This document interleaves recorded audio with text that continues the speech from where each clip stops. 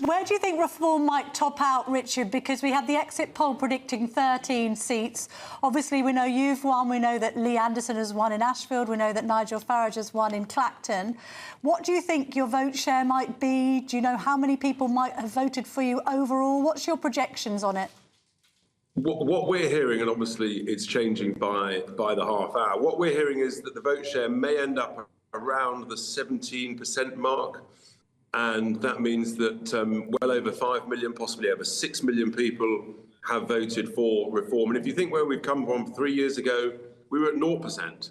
And so we're just incredibly proud of that. So many millions of people looking for hope, voted with their heart today. And our ridiculous electoral system means that we get more votes than people like the Liberal Democrats, but something like, I don't know, about 1/10 of the seats or something. So that'll be a massive topic going forwards in the debate. But I think we're going to sort of celebrate these wins, these successes. Hopefully we'll get some more. And yeah, it's a really significant moment.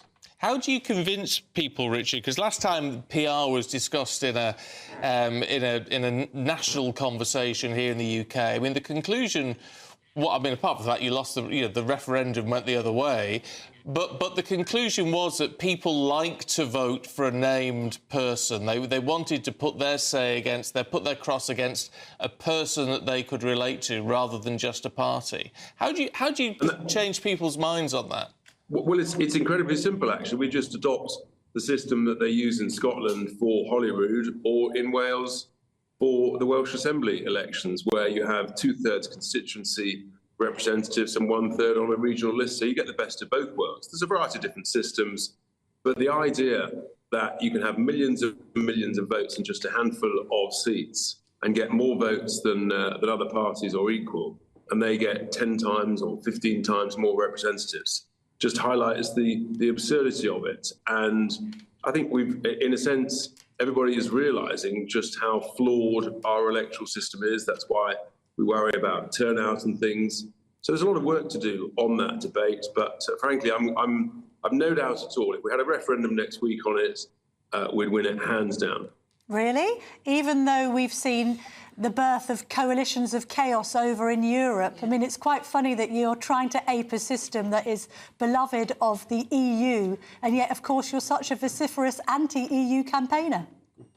Yeah, but look how long Welsh Labour have been in charge in Wales under a PR system. Look how long the SNP have been in charge in Scotland under a PR system. So it's horses for courses.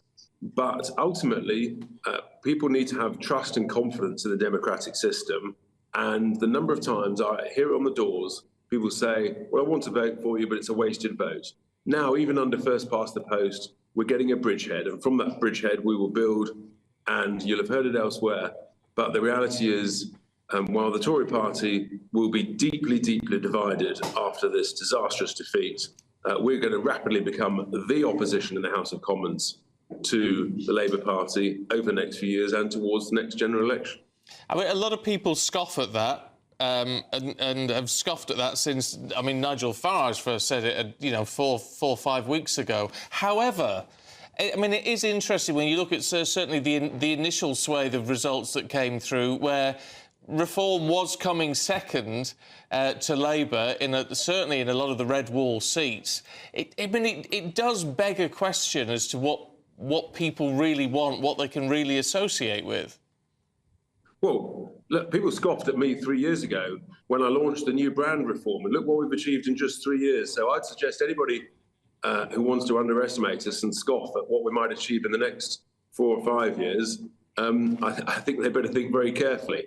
And it's incredible what's been achieved in some of those northern seats. And some of the Labour majorities have actually fallen, not gone up, even though the trend is towards Labour. And that's because actually what people want, they want hope, they want common sense policies, people want change, and people want something to believe in and to vote with passion, with their heart. And I don't think we've heard much passion from or about Sir Keir Starmer. So let's wait and see. But I think anybody that underestimates Reform UK is making a big mistake. Nigel Farage said in an interview with Christopher Hope on GB News on Thursday, Richard, that the party needed to be professionalised, that he felt he had inherited a mess, and that you could have at least vetted your candidates better. That professionalisation, what form should it take? Look, we paid a vetting firm £144,000 to do the vetting job, and they took our money. They took the data, and then they didn't deliver the work. So, but look, the reality is, as I said, we've been an entrepreneurial political startup. We've achieved what nobody believed was possible. We're growing rapidly, and you continuously improve all the time. You professionalise, and that will continue very rapidly. So, look, we're making great progress. Here's the other thing, though. Actually, we admit it. When we get things wrong, we make mistakes. We admit it, we learn from it, try not to make it again. Unlike other parties, we try and cover it up, pretend everything's fine. You know, sometimes actually, you've just got to admit it when we haven't got it perfect. And that's who we are. And do you know what? I think that's actually why people quite like us. And my word has spread literally by osmosis, because we've had almost no money. I mean, for the last 3 years, we've had less than £100,000 at any one time in the bank account. You know, I've gone weeks and weeks when I'm wondering how we're going to make the payroll. So what we've achieved is utterly remarkable. I'm incredibly proud of it, and onwards and upwards. Well, we shall wait to see what the final result is, but looking pretty good. 4 seats so far, according to what we're seeing so far. Richard, good to see you. Thanks very much indeed.